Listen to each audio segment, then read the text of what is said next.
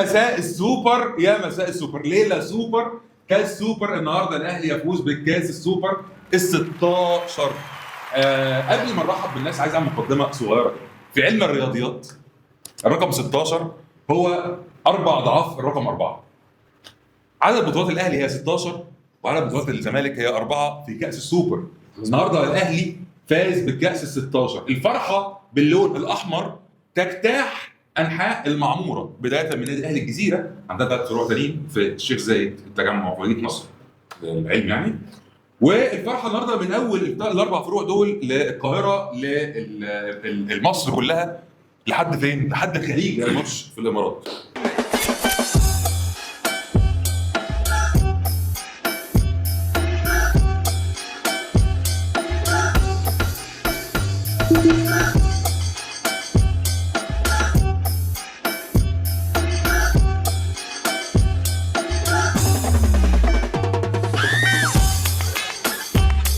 نبتدي الاول ان احنا نرحب بالضيوف. كابتن مصطفى السحار، شرفتني ونورتني. مبروك يا كابتن رخوان. عامل ايه؟ يعني تستحق الماتش. هارد لك. مبروك. كابتن مسلم حبيبي يا شرفتني ونورتني. مبروك. فرحه سوبر، فرحه سوبر. هنبتدي بيك سؤال بسيط جدا. اتفضل بس قاعد رجلي. ما تسمعونا حسكم ايه اللي حصل عندكم؟ ايه اللي حصل عندكم؟ انت متفاجئ؟ انا بسالك انت ايه اللي حصل عندكم؟ انا اهلاوي. انت بسالك زملكاوي دلوقتي. والله حصل الطبيعي. يعني انا اصلا وجهه نظري ان الزمالك اصلا المفروض ما كانش يوصل يلعب النهائي بتاع السوبر اصلا. ازاي كده؟ الطبيعي ان هو كان بيراميدز اللي يكسب. مش بيراميدز ده الرابع. ما انا هقول لك بس، ونظرا ان بيراميدز لعب ماتش غريب جدا قدامنا، فاحنا اللي تاهلنا الحمد لله. وانا كنت قلت في الحلقه اللي فاتت لو الناس خدت بالها يعني ان الماتش كان وحش والزمالك ما كانش يستحق، فالحمد لله رحنا الفاينل. بس ده الطبيعي. انت التشكيل وحش جدا. تشكيل وحش. التشكيل وحش طبعا. التشكيل وحش من حاجتين. ممكن ناخدها خطوه خطوه. احنا اول حاجه هنتكلم من وجهه نظرك ماشي. ما اسباب خساره الزمالك. فانت اول حاجه بتقولها لي التشكيل. ازاي التشكيل؟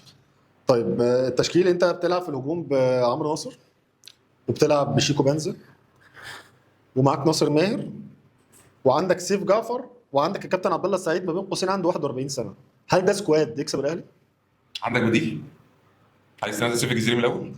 ما هو مبدئيا اصلا هل ده سكواد يكسب الاهلي؟ لا. الإجابة طب هل دي اصلا احسن مجموعه موجوده دلوقتي؟ الاجابه برضو لا. انت من اول السيزون بتلعب بعدي، وابتدى سيف جعفر يخش معاه، سيف جزيري يخش معاه. ماشي. انت ليه بادئ بعمرو ناصر؟ ليه؟ مش عارف. عشان لما شفت اسمه فعلا ما بقتش فاهم ليه. عندك فكره يا كابتن مسلم؟ يعني شاركنا كده هذا الحوار. هل عندك فكره ليه عمرو ناصر ابتدى؟ بس ممكن من اصل 21 بطوله سوبر، الاهلي 16، الزمالك 4، المقاولين 1. ده ليه ابتدى بعمرو ناصر؟ بص، هو المفروض كان يانيك او هبروف دلوقتي المهاجم الاساسي لنادي الزمالك هو عدي الدباغ، بس اللي طلع ان عدي الدباغ اتصاب، اللي عنده شد من الماتش اللي فات، فما بداش النهارده. وبحكم ان سيف الجزيري كان بعيد من بدايه السيزون، حتى هو لما رجع بينزل بديل، ما بداش ولا ماتش اساسي او غير ماتش واحد اعتقد، اللي هو اخر ماتش في الدوري.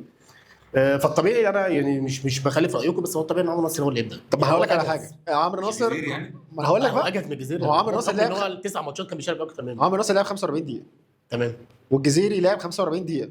ماشي، فرق شاسع صح؟ فرق شاسع. خلينا نتفق على كده. لو بتتكلم عن ماتش الاهلي النهارده ماشي. عشان طيب. حكم بس ان كان في مفيش حكم بقى. لا، الاهلي خارج من الشوط الاول 1-0، فالشوط الثاني الزمالك بدل ما كان عامل بلوك من ورا عامل بلوك من قدام شويه. الاهلي برضه ساعده في كده ان هو يبان الاحسن بالنسبه لك، عشان الاهلي عمل عكس الماتش بتاع الدوري. الاهلي لما كان ماتش الدوري الاهلي حط جول تعادل، فضغط الزمالك من قدام فحط الجول الثاني. فالنهارده الاهلي عمل عكس كده، هو جاب الجول الشوط الاول فنزل الشوط الثاني متحفظ وما عملش اللي عمله الماتش بالدوري، ان هو متحفظ ولا متحفز؟ متحفز ان هو في اللي انا هحكوا لك دلوقتي، ان هو ما يقابلش بلوك عالي من قدام او يضغط على سيرتباكات الزمالك من قدام، اللي انا كسبان 1-0 فمش محتاج ان انا اعمل دي. فده ساعدت ان الزمالك يخش في الجيم عشان يرجع. فممكن ده يبان لك ان سيف الجزيري احسن من عمرو ناصر، لان في الاخر اصلا هو سيف الجزيري مع احترامي يعني ما عملش حاجه. هو بس بغض النظر سيف الجزيري وعمرو ناصر، هو انت قصدك ان التشكيل لما اتغير كنت كسبت؟ لا التشكيل عدى صح. انا برضو عندي نفس المشكله بتاعت كله على فكره. بص برضو عشان ايه يعني ارجع خطوه لورا، انا مش بلوم احمد عبد الرؤوف او ان انا بقول انا مش بذم في الراجل، وعشان بس اديك حقك انت من الاول ان انا كده ولا هقول له مبروك ولا او يعني مش هقول له انت السبب في الحاجه الحلوه زي ما اقول له انت السبب. الله ينور عليك. يعني انت لما قلت لي بيراميدز هل احمد عبد الرؤوف هو السبب؟ قلت لك لا، عشان لو كان خسر ما كنتش هو سبب الخساره، فانا بس عايز اخرج بره دي. ماشي. بس انا كنت براهن ان الراجل ده فكره احسن شويه. هو جاب منين فكره ان انا العب شيكو بان زي مين؟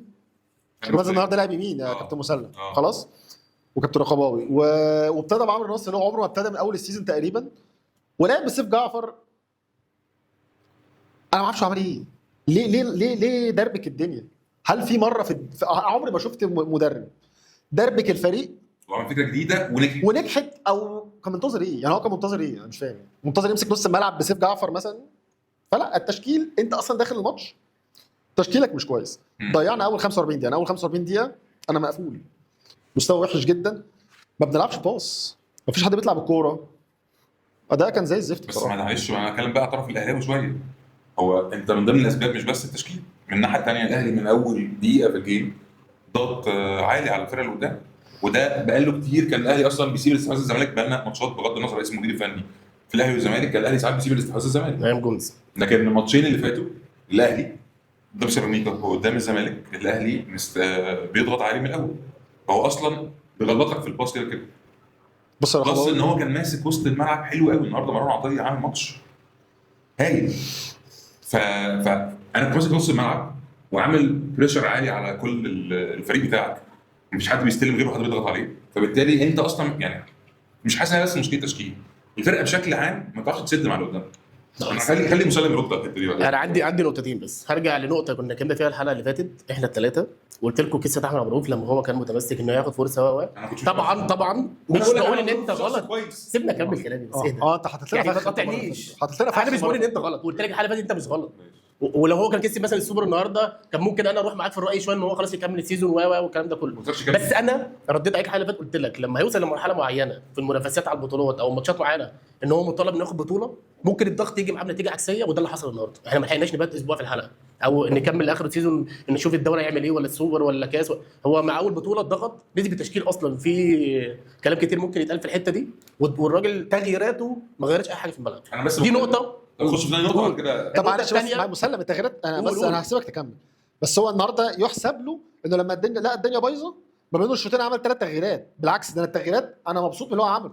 ماشي، سرعه البديهه وان هو كويس على فكره، دي نقطه كويسه ايجابيه. بس لا، في كلام في التغييرات ممكن نيجي له دلوقتي. النقطه الثانيه صحاري يقول لك هنجي لها بعدين. النقطه الثانيه انت بتقول التشكيل بادئ غلط وان الزمالك ضيع شوط كامل مش عارف ايه. لا، الزمالك لحد ما دخل الجول في الدقيقه 43 او 44 الزمالك لا هو وحش ولا هو كويس. عندنا مشكله في الطلوع بالكوره، عندنا مشكله في الحته الهجوميه ان انت لا عندك يمين ولا شمال. بس الزمالك لحد ما دخل فيه الجول الزمالك لا، الاهلي بيعمل بلوك عالي وكل حاجه وضاغط، بس الاهلي ما ضيعش. انا عايز اعرف الزمالك لحد ما دخل فيه جول كان ايه؟ انا عايز اعرف بس كان ايه يعني. ما كانش وحش يعني ثانيه بس، الجمله بتاعت ان هو ما كانش وحش او ما كانش كويس، انا شايف انها جمله صح جدا لان هو فعلا ما كانش موجود. هو الزمالك فعلا ما كانش موجود. ايوه على فكره ما تتريقش ولا شايفه كويس. على فكره انا متقبل كلامك، ما تتريقش على كلامي. هو الزمالك فعلا ما كانش كويس هجوميا بس ما كانش وحش دفاعيا. بالعكس الزمالك كان واقف صح ومقفل صح وبيرحل صح من الناحيه العكسيه لو كوره هنا او العكس.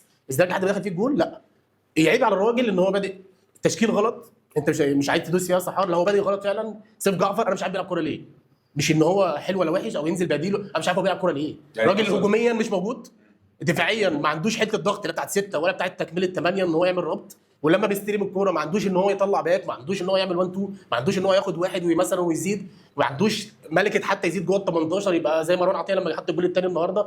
هو ما بيمتلكش كل دوت، فمش عارف بيلعب كوره ليه. هو ابتدى الهجمه وجري على البعيده لما لقى لعيبه ثانيه على القريبه عشان ياخدها. ما هو ده انا قصدي عليه. الراجل ما بيعملش اي حاجه في الملعب وطاري جدا في تدخلاته في كل الالتحامات. مش عارف بيلعب كوره ليه. ده ياخدني السؤال اللي انا كنت عايز اقوله لك بقى. هو انت شايف ان انا مش هساله لك، انا هقول لك جمله وانت تعرض عليها لو عايز. بغض النظر احمد عبد الرؤوف هيعمل ايه، امكانيات الفريق بتاع الزمالك باللعيبه دي انا شايف ان ما ينفعش احسن من كده.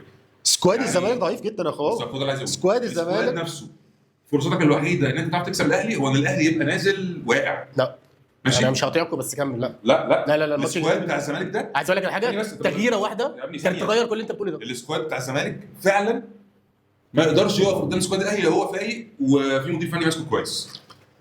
انا شايف السكواد ضعيف جدا يا جماعه. انا مش عايز اضحك، ما تضحكش على نفسك يا مسلم. هجوميا يا صحراء مش يا مسلم يعني السكواد عندك يا مسلم ضعيف. يا مسلم انت بتعتمد على لعيب عنده 41 سنه ان هو يكون في اقصى فورمه ليه وفي اقصى فتنس ليه وفي احسن يوم هو فيه. انا عندي اللي عنده 21 سنه وقعدته بره، ما تقوليش ان هو مصاب وعنده شد هو الراجل فت، هو لعب 45 دقيقه كامله. انا معاده دكه ليه؟ يعني. معاده دكه ليه؟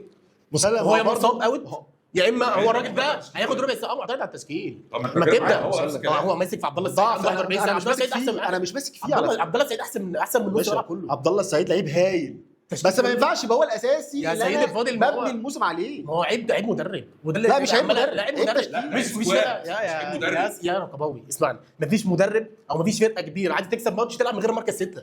ده مستحيل. محمد شحاته مع احترامي هو مركز 8 من قبل ما يجي ماشي، لنا. انت كنت عايز ايه؟ يعني احمد ربيع 6 بره، ينزل يلعب 6. انت شايف التشكيل الزمالك دي غلط. السكواد الزمالك لو اتعمل بيه تشكيل صح يكسب الاهلي النهارده؟ يكسب، ما تكسبش ليه؟ بجد؟ والله مش بأوحك. التشكيل زي ما هو كده، هو محمد كده عواد بتحصل. محمد اسماعيل الونش، فتوح، عمر جابر، مفيش اختلاف في القصه دي. ماشي. قدام عندك كان في طريقتين ممكن تلعب بيهم، يا تلعب بطريقه ماتش بيراميدز اللي انت لعبته وتجاري الاهلي بدري في ان انت مقفل على مفاتيحه وتستغل اي كوره تتلعب قدام، وده اتعمل الشوط الثاني في جول سيف الجزيري لما اتحط من الفاول. لو الاهلي ما كانش جاب جول الشوط الاول كان ممكن الماتش يروح معاك بالطريقه دي، سواء الاهلي اللي كسبان 1-0 او الماتش كان 0-0. فانت كان عندك 1-0 راجل فت وجاهز ولعب 45 دقيقه، مش شفناش مشكله. انت معاه الدكه ليه؟ الراجل اسمه شيكو بانز ده لا يفقه شيء عن كره القدم، سواء جبته جناح يمين او جبته جناح شمال هو مش موجود. راجل فكريا مفلس انا كوره مش شايف ان خالص. عنده حد تاني يلعب ناحيه ده عنده ابدا هو نفس لو ضرب تشكيله بالشمال ماتش بيراميدز. هتجيب مين شمال يعني؟ هو ماتش بيراميدز ده كان هو ماتش ابدا ماتش بيراميدز. تشكيل بيراميدز هو مش ماتش عارف بيراميدز أقولها حاجه لك. كويسه. بدا بشحاته 8 وبدا بربيع 6. ما انا برد عليك، بدا بربيع 6 وده مركزه، بدا بشحاته 8 وده مركزه، وناصر ماهر شمال، وكان عندك عايز تلعب عبد الله السعيد في نص الملعب، وكان التشكيله كانت المره اللي فاتت عمرو ناصر وعدي الدباغ اللي بيلعب يمين. عدي الدباغ مش موجود النهارده، كنت ممكن تبدا بخوان بزيره يمين وعمرو ناصر زي ما هو قدام. تشكيل كده متوازن، عندك 6 وعندك 8 وعندك عبد الله السعيد 10 وعندك الجناح ناصر ماهر بيلعب شمال، حتى لو هتغير له الطريقه الشوط الثاني مفيش مشكله، لكن ما تلعبش من غير 6. مفيش فرقه كبيره بتكسب من غير مركز 6. المرات عطيه عامل كل حاجه في الماتش النهارده ومكمل جايب جول. مسلم تاني يا مسلم، احنا متفقين كده على كده. سكواد الزمالك بعيد يا مسلم تاني، سكواد الزمالك بعيد. ما هو انا بموت لو قلت لك طيب. ان سكواد الزمالك قوي، هو مش قوي. انا مش عايز الموضوع تحقق. انا بتكلم عن الماتش. بنتكلم عن الزمالك بس خسر ليه؟ بالظبط. لا لا، هنتكلم عن الاهلي حلو قوي، هنتكلم عن هنتكلم عن الاهلي كويس الأهلي. جدا. لا لا هنديله حقه، احنا بس بنبدا انا بقصه الزمالك بقى في الحته دي تاني. قول. انت ما ينفعش تقول لي اللي انت شفته ما بين ماتش بيراميدز من 3 ايام وماتش ما ينفعش تشوف الماتشين بتاع ماتش بيراميدز والاهلي والعبث اللي في الملعب ده وتقول لي اصل احنا ما لعبناش بسته ولعبنا لا يا مسلم، الموضوع مش كده. انا عندي سكواد ضعيف هجوميا، بلاش دفاعيا. ونص الملعب ضعيف. لا نص الملعب مش وحش. ونص الملعب لا ضعيف. عندك 6 وعندك 8 وعندك هو 10 ايه احمد ربيع وبدل ده؟ البدل اثنين. احمد ربيع ده كان ماتش دولي. كان ماتش ايه؟ كان ماتش دولي. دولي؟ لا هو لعب مش دولي، بس مش ده مش شرط يا حبيبي. يعني. ملوش علاقه. كان ماتش دولي. دولي منتخب ايوه يعني. ايوه ده لعيب دولي. مش شرط. كان ماتش في هو انت افريقيا. جايب صفقه يا عم مش وحشة. اسمعني، اللعيب ده لعب في افريقيا قبل كده كام ماتش؟ اللعيب ده لعب اولمبياد. يا حبيبي، ما هي دي اضعف يا الايمان، مسلم. اضعف الايمان. طب أنا ما بديك تيجي تشوف السؤال. بقى نص الملعب اللي قدامك في مين طيب؟ عندك مروان وعندك ديانج وعندك ده انت زيزو بين وعندك رمضان قاعد يزيد. بره يا عم. ماشي يا عم، الاسواد الاهلي ما ما هو اختلفناش عليه، مش عايزين حبيبي، نروح له. ما هو احنا ده بنقارن كويس. بين سكواد وسكواد. ماشي. انا بس عايز دي في الحته دي. انا مش قادر اخش معاكم في الاعتراض على التشكيل. انا شايف الاعتراض تشكيل وحش. هو يعني- حجر فوق حجر فوق حجر. تشكيل وحش عشان انا عندي ثانيه بس. قول. انا عايز افهمك دي بس. تشكيل وحش لان انا الادوات اللي عندي اصلا من الاول زفت. انت ما عندكش اصلا سكواد يخلي عندك تشكيل حلو. ده عندي. انت سكوادك اصلا يعني انت اللعيبه دي انت عايز تكمل بيها شيل والله. يا مسلم. سيف. شيل سيف. سؤال. ايوه يا برد ده عليه. السكواد ده اسالني سؤال ارد. السكواد ده انت مستعد تكمل بيه لحد اخر موسم وتخش بيه الموسم الجديد؟ سؤال عادي جدا. السكواد ده مش هنطلع بيه رابع. السكواد ده بحكم ان احنا بنتكلم على الماتش النهارده مش على اللونج يعني. أنا بتكلم ممكن على دوري السكواد. اخسره طبعا عشان السكواد ما عنديش عمق فيه وما عنديش هجوميه. دوري ايه؟ انا بتكلم على حاله هو انت بتتكلم في الدوري؟ لا يا جماعه. هو انت بتتكلم في الدوري؟ يا جماعه ماتش النهارده لو شلت سيف جعفر من الملعب هو ونزلت سيف ربيع. إيه يا اسمع صاحبي؟ طيب، اسمع كمل يا مسلم. لو شلت سيف جعفر من الملعب ونزلت ربيع 6 ورحلت شحاته مكانه 8 الملعب اتوزن. عملنا ايه بقى الملعب كده؟ اتوزن. انا معاك. ما انا مش عايز اضحك على نفسي يا مسلم، انا كده هعمل ايه برضه؟ هتعمل ايه؟ كنت ممكن تخش في الجيم عادي جدا. هخش خوان في الجيم بزيرة منين؟ خوان بزيرة الجناح. مش ممكن تخش في الجيم. والله العظيم تخش في الجيم سهل جدا. هو ما بيقولش كده همبكر. العب بربيع 6 راجل مركزه والعب بشحاته 8 وحط خوان بزيرة جناح. هتلعب لان ده احنا لعبنا الشوط الثاني ورحنا بكذا كوره والراجل كان بياخد فاولات. ايوه انا الشوط برضو الثاني كنت بتلعب مقبول. الشوط الاول انت انا بقى كنت عايز احافظ على المقبول ده من اول الماتش. انت اصلا لكن في كل بنزل الأحوال انا أنت الأهلي نازل كان نفسك. يا عم نفخني فين بس. طب لا ثانيه، ما تاني عنده حق يا مسلم. وضغط كويس عنده جدا حق. والاهلي احسن طبعا. الأهلي ما كانش نفخك. بس فين نفخني؟ طيب انا بس عايز عشان بس لو نقول حاجه هنا دلوقتي، هل احنا الصفقات اللي احنا بقى لها 3 شهور هل انت شايف هل ده مستوى؟ لا هو لو انت عايز تختصر القصه دي مش وعايز بختصر والله، لا. حط اخوان بزيرة وراح للباقي. اصل لسه حازم امام قال لك رديت عليك والله. لسه حازم قال لك الجمله دي، قال لك يا جماعه مش معقوله جبنا كل الصفقات دي. مين؟ حازم امام قال لك مش معقوله جبنا كل الصفقات دي الله ينور عليك. ومفيش غير بسيره بس. عايز اعرف بس انا يعني بقى عايز اتكلم في حته بغض النظر عشان بس انا ما بحبش ومعلش ما تزعلش مني في اللي انا بقوله ده. انا ما بحبش ان احنا نصطدم مع العكره او ان احنا نحاول نشوف المشكله فين وخلاص من غير ما نفكر. انت قبل الموسم ده بتبتدي بغض النظر عن المشاكل لان ما كانش فيه وقتها مشاكل، عملت لجنه، اللجنه دي مكونه من احمد حسام ميدو وكان مين من العدل صح؟ لا حازم امام وعمرو جاي. وحازم وعمرو الجنايني وميدو. وفي حد من عيله العدل؟ لا كان هو كان بعيد بس. يعني.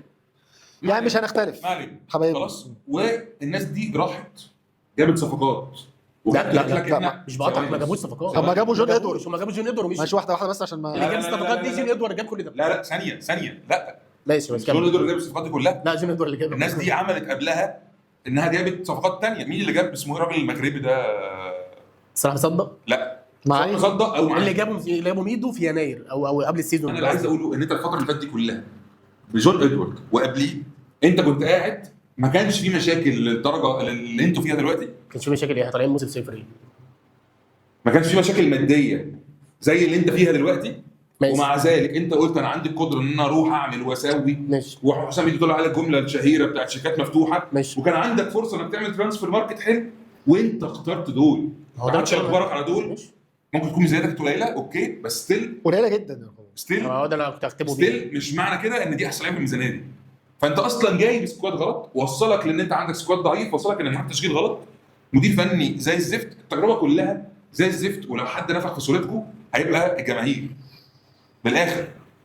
بص انا متفق معاك. بص انا معلش انا هتفق معاك لان انا دلوقتي بعد 3 شهور خسرت السوبر والدوري انا مش في اول 4 فاحنا مش ماشيين كويس يعني. انت الرابع القصه قريبه. ما هو انت الرابع ماشي الرابع انا اسف الرابع بفرق ايه؟ مش الرابع فلا ماتش يا مسلم. هو بيراميدز لو كسب فرق 7 يا حبيبي. هقول لك على حاجه يعني عشان نلم القصه بس ونتكلم على الاهلي. انا هتكلم على الاهلي عشان خاطر ماشي خش على الاهلي عكس الكلام ده وانتوا ناقشوني فيه. ماشي. انت شايف الاهلي كان كويس؟ انا هسالك انت بقى، انا قطعتك. انت هسالك بقى انت عشان تقول الكلام. اتفضل. مبروك يا عم رقباوي يعني 2-0 يعني تستحق المكسب بصراحه. ايه رايك في الماتش؟ انا شايف فريق مين كان كويس؟ وهل الاهلي كان كويس اصلا الماتش ده ولا لا؟ انا شايف الاهلي بيتحسن ودي حاجه مطمناني قوي. انا شفت النهارده شويه تفاصيل صغيره في الماتش قولها لنا. ريحتني. اولا الراجل ده فعلا في خلال شهر انت شفت شويه فروقات بسيطه زي اولا الدفاع. ماشي. انا على فكره قلت لك موافق ان الاهلي بيتحسن بشكل ملحوظ. هو لسه ما بقاش دفاع كويس بس هو اتحسن بشكل ملحوظ. انا برضو هرجع تاني لحته ان الراجل في وجود شهر ده فتره قليله جدا في عالم ان انت تروح حاجه جديده في بلد جديده في فهو بيتعرف على حاجات كتير قوي في نفس الوقت. تمام. ان هو عارف يعمل تشكيله فيها تريزيجيه وبن شرقي وزيزو ويخدموا على بعض. برافو عليك. دي اكتر حاجه لاحظتها النهارده الصراحه. دي انت كنت بتعمل مع ريبيرو ومع عماد النحاس ما كانش عارف يلم الحته دي. كان 3 بيعكسوا بعض. زيزو كان بيلعب 10 النهارده. نعم زيزو كان بيلعب 10 او الحته بتاعت قلب الملعب دي. زيزو كان هو 10 بس كان ساعات بيجي على الاطراف وتريزيجيه كان ساعات بينزل 10 وبن شرقي كان ساعات بيطلع قدام مهاجم. انا اتصدمت من بن شرقي يمين بس لقيته الصراحه. فهي دي حته عجباني قوي ان هو الثلاثه دول عرف يستغل امكانياتهم ويخليهم يلعبوا ويخدموا على بعض. لسه ما طلعش احسن ما فيهم بس اصلا احنا كنا شايفين اوحش ما فيهم لانهم مش عارفين يلعبوا مش راكبين على بعض. خلاص. زيزو وبن شرقي النهارده تريزيجيه. شفت تفصيله ثانيه زي مارونو ديانج ناس واعيه قوي لنص الملعب وعارفين يقطعوا ويخلوا المساحات مقفوله على الزمالك ان هو ينقل هجمه. طاهر اللي انا كنت بنتقده لسه بنتقده. قلت لك ايه المره اللي فاتت؟ بس قلت لك ايه؟ حلو قوي. قلت لك ايه في موضوع؟ قلت لك ما انا اديني حقي بقى معلش بقى طالع بقى اللقطه دي. ايه عشان عايز اعرف. طاهر انت ما سالتني عليه لان هو الماتش اللي فات الجمهور قاعد ينتقده شويه لان جات له كذا كوره في اخر الماتش وما تصرفش بيها بشكل كويس. فانا قلت له طاهر لعيب واضح ان هو مجتهد في التمرين. كل مدرب اجنبي بيلعب طاهر وقعد نهزر في حته الفرنش ومش عارف ايه. وقلت لك طاهر لعيب مميز عشان هو قابل ان هو ممكن يقعد دكه ووقت ما بتحتاجه بيديلك. واعتقد ده خير مثال. حصل. واحده صلى على النبي كده عشان انا عايز اقول حاجه معينه. انا ضد فكره ان انا يبقى عندي حاجه كويسه فاقول دي كويسه وما اطلبش اكتر لو ينفع يكون في اكتر. ماشي. خلاص. طاهر لعيب كويس عنده احسن من كده. طاهر النهارده نزل عمل كوره فرق لحد ما عرف يقلب الكوره عشان تروح مروان عطيه. لقطه هايله بعدها ب 10 دقائق لقطه ثانيه هو لو قطم ده اللي في اخر الماتش تفكير من دماغ طاهر اللي هي المفروض شاطره هي خلص الماتش ماشي ما عملش حاجه. طاهر عنده احسن من كده ده اللي بقوله اكيد. فهو طبعا النهارده عمل حاجه حلوه وطاهر كويس في الحاجه دي وبيسمع كلام مدرب وراجل تكتيكيا كويس جدا بس عنده احسن من كده. ستيل انا كل اللي عايز اقوله ان انا النهارده شفت لقطات كتير قوي من الاهلي تطمن ان الراجل ده ان شاء الله ماشي في سكه كويسه. في حاجه ممكن اقولها انا بجد مش قصدي ان انا اتكلم عليها عشان انت زملكاويه، قول بس عادي. زيزو بالنسبه لي كان هايل كشخصيه كواحد. اول ماتش الزمالك يلعبه ضد جمهور الزمالك كان كبير جدا وكان بيلعب عادي جدا، ودي بالنسبه لي عجبتني. كانش أوي. خفيف. ما اختلفش معاك، مش هختلف. عجبتني جدا. فانا اللقطات دي بن شرقي ابتدى يفوق، انا متفائل وطبعا مبسوط. خدت السوبر. لا والسوبر هيفرق معاك، وسيبك بقى من انت متفائل ولا لا، هيفرق معاك الكوره، هيفرق في الدوري. لا احنا كويسين. بس النهارده وليد صلاح الدين طلع بعد الماتش بيتكلم بارتياح كبير جدا، لانه حاسس البطولة ان احنا بتفرق. بنعمل مجهود بقالنا كتير، بس برضه بننتقد عشان خاطر في حاجات كتير غلط. فطبعا البطوله بتفرق. وبتسكت وبتنيم حاجات كتير لو مشاكل طيب. بس انا في عجبني النهارده ديانج واخد حته زي لو ركزت صحار هتلاقيه في اللي عليه بيلعب 6 و8 جنب مروان او بيقفل مع مروان. اول ما الكوره بتتعمل الاهلي بيروح نايم مرحل على فتوح على طول، اللي هو فتوح انت رايح لبن شرقي، فانا بلعب في الحته اللي ما بين السيرد باك وبين الباك ليفت. انا خدت بالي منه النهارده عملها كتير جدا، وواخد يعني واضح ان هو واخد تعليمات من الراجل، فبيريح اللي قدام فدي شويه. من ضمن الحاجات اللي ممكن تكون مميزات الراجل اللي هو قاري الزمالك في الحته دي، اللي احنا كانت دي مشكله، والزمالك خسر نقط كتير جدا ما بين الحته اللي هي ما بين الباك ليفت وما بين السيرد باك. مسلم صحيح ما استغلاش الان النهارده، بس كان عجبني تمركز ديانج فيها، كان واضح ان في تعليمات ان هو يروح فيها. باشا ديانج حطه في نص الملعب وحط جنبه باقي اللعيبه، ده وجهه نظري. برضه ما تخسبش في حاجه ديانج. مروان. انا ما بقدر بيكسبش ماتش حد مروان. كبير. خلاص ثانيه. باشا انا مش بعترض على حطه في مروان. نص الملعب وحط قدامه فرقه ثانيه عادي. لا وديانج لا لا لا كويسين. ديانج انا ما اعرفش ازاي بيقعد. ديانج ما يقعدش لاي حد، لا، بس بص هو ديانج- اوقات كتير بيبقى ديانج- ما يقعدش. معلش، ده وجهه أنا مش عارف نظري أنت يعني. متابع انا بحب الأهلي ديانج، كويس جدا انا بحب ولا ديانج لا؟ جدا. انا بعشق ديانج. بس ديانج في فترات دروب في مستوى كده بسيطه، بينزل الملعب بتلاقيه بيعمل حاجات غريبه انت مش فاهم انت مجنون ولا بتتخانق مع مراتك ولا في حاجه ده غلط. حقيقي. بس هو كلاعب 100 من 10. سوبر سوبر. انا بس عندي بعض التعليقات، لان طبعا كالعاده المكسب بيخليك ما تشوفش شويه مشاكل. اكيد طبعا. قول. اول مشكله انت عندك واضح عندك ازمه كبيره جدا في المهاجم. انا النهارده جراديشار كان وحش قوي، كذا كوره بتبقى بروميسنج بتتقطع منه اصلا. انت الكوره بتاعت الجول الاول من زيزو بن شرقي انا ما اعتقدش جراديشار كان. ما هو انت شفت جراديشار في الماتش اللي فات، في كوره اتحسبت اصلا اوفسايد في ماتش سيراميكا، ما شفتهاش. بس هو الكوره جات له عرضيه شاطها طلعت اوت من مكان العرضيه اللي جايه له. بص انا هو جراديشار حلو مش قوي، لا بس مش ده اللي انت عايزه. بالظبط. يعني دي اول ملحوظه. هل عايز مهاجم يعني؟ الاهلي انا شايف لازم مهاجم. حتى اصلا يعني شريف شريف الاهلي جابه عشان ما يروحش الزمالك. خلينا بس نتفق على الحوار ده بدون دخول في لا، انا قصدي ممكن- لو كان دي دور كان عمل. مش شرط استحمل. لا مسلم شريف كده هو مش مهاجم الاهلي. هو كان جه جاي الزمالك يعني، انا ما عنديش يعني كان واضح انه قريب بشكل ما. ماشي خلينا نعدي دي. ماشي. انا عندي وجهه نظر في موضوع تريزيجيه وبن شرقي وزيزو. انا حاسس ان هم الكيمياء ركبت شويه. هم ماشي ممكن الراجل ده ظبط الدنيا معاهم شويه، ولكن هم نفسهم في المبادره. هم قبل كده كانت لسه الدنيا مش راكبه معايا. خلاص. طيب عندي بقى نقطه تانية مهمه قوي. شناوي يا جماعه سيء. كارثه. شناوي سيء، ولازم كلنا معترفين انه سيء. كارثه. هو غلطان في جون سيراميكا، كارثه. والجون اللي اتلغى بتاع الجزيري. انا شناوي في وضعيه لازم نعترف انه عنده مشكله. لا انا اسف، ما عنده مشكله دايما في العرض. شناوي ما عندوش مشكله. ما شناوي عندوش. مشكله والله العظيم بجد. لا شناوي مش ممكن اقول سيء. رايي بصراحه. شناوي حارس عنده امكانيات هايله وفي وقت من الاوقات كان بيعرف يطلع الامكانيات، ولكن العيوب اللي عنده هو ما حاولش خالص يتطور فيها. واكبر عيب وكل الناس ممكن تجمع كده الخروج في الكرات اللي ثابته. المشكله هو طويل دايما بيخرج. يعني انت جبت احصائيه الشناوي أيوة صح. ان هو خرج 80% غلط في الكرات الثابته في تاريخه مثلا، اعتقد هو يعني. عنده مشكله في الحته دي ده. لانه طويل. يعني دايما الحارس طويل. يعني مثلا عندك كورتوا مثلا، ماشي. هو الكور العاليه انا مثلا مشجع. انا بقى هو غالبا هو عارف ان هو طويل فبيطلع، بس بيطلع غلط بقى. بيطلع غلط. هو ما شافش على فكره من ايام بتروجيت شوفش بقية الفيديو. محمود بكر الله يرحمه كان أيوة، ليه فيديو شهير عليه. الإمكانيات حلوه، ولكن هو مش بيحاول اللي هو يصلح المشاكل. بس عايز اقول لك على حاجه، يعني يعني هو حاجة. احسن موجودين. لا يعني باشا لا، مصطفى شو انا في الجول الثاني اختلفت مع سحار قبل الهوا. كتير قوي عن انت تقول هو احسن موجودين. بص. يعني في ناس ثانيه لو اخذت فرص زي ما هو اخذ يبقى احسن. ده عنده شوبير يعني. 38 سنه سنه. اي حد تاني. بس انا عايز اقول بس حاجه ثانيه ويعني اتمنى ان انتوا توافقوني فيها. انا عندي اعتراض قلته كتير وهفضل اعيد وازيله. نقطه الجمهور. احنا اللعيبه اللي طالعه الاجيال دي كلها مش فاهمه ليه الجمهور. شناوي لا يتقبل النقد بشكل سليم. دايما هيبقى معظم اللعيبه مش بس الشناوي بس معظم اللعيبه في الجيل ده فاكرين ان انت يعني المفروض انت كطالما لعيب بتلعب في فرقه انت حقك انك تدي، ولو ما اديتش صح ههاجمك ولا بعدل. هي دي الكوره. هو فاكر بقى لا احنا بني ادمين نتكلم عادي. يقول لي لو سمحت شناوي شكه والسكينه ده عشان الفيديو بتاع ماتش الفيديو سيراميكا ده مش اول مره ولا اخر مره. ده شفته. هو شخص لا يتقبل النقد، فاعتقد ده بيأثر عليه بينه وبين نفسه. هو ما بيشتغلش على نفسه. كشناوي بيعمل حاجات عظيمه في اوقات وشال بس بيغلط كتير. بس في اوقات ثانيه بتبقى خايف منه ودي كارثه. بيغلط حارس كتير. اساسي انت داخل على كاس افريقيا. احنا هنعمل ايه في اللي عندنا؟ انا لسه كنت بتكلم مع صاحبي قبل الهوا على الجول الثاني بتاع مروان وعواد، بيقول لي لا ومش مسؤوليته وبتاع، ده بيعمل بوكس في الجول. انا يعني شكرا. معلش. شكرا. طيب عايز اختم، بس عايز اسالك سؤال في الختام ترد عليه بسرعه. تمام. الزمالك هيخلص مركز كام في الدوري؟ ان شاء الله الاول. تمام. الزمالك هيخلص مركز كام في الدوري؟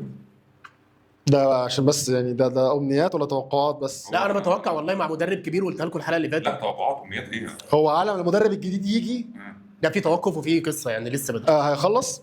توقعات هيخلص ثالث، يا رب نخلص تاني يعني هتوصل دوري ابطال افريقيا؟ ان شاء الله. يا رب.